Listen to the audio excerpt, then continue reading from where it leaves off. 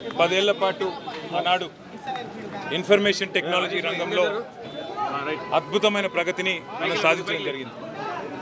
10 ఏళ్లలో ఆ రోజు కేసీఆర్ గారి నాయకత్వంలో హైదరాబాద్కి మాత్రమే పరిమితమైన ఐటీని మరి ద్వితీయ శ్రేణి తృతీయ శ్రేణి పట్టణాలకు టియర్ 1 టియర్ 2 టియర్ 3 పట్టణాలకు కూడా విస్తరించాలనే సంకల్పంతో ఆదిలాబాద్ లాంటి పట్టణంలో కూడా ఐటీ రంగానికి తీసుకురావడం జరిగింది.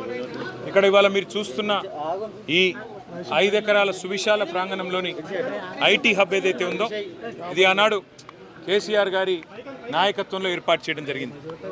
40 కోట్ల రూపాయలతో దాదాపు 50,000 స్క్వేర్ ఫీట్లలో 700 మంది యువత ఆదిలాబాద్ పట్టణానికి సంబంధించిన యువతకి ఇక్కడ అవకాశాలు ఇవ్వాలి, అవకాశాలు ఏర్పాటు చేయాలని చెప్పి ఇక్కడ మొదటి ఫేజ్లో ఇది కట్టడం జరిగింది.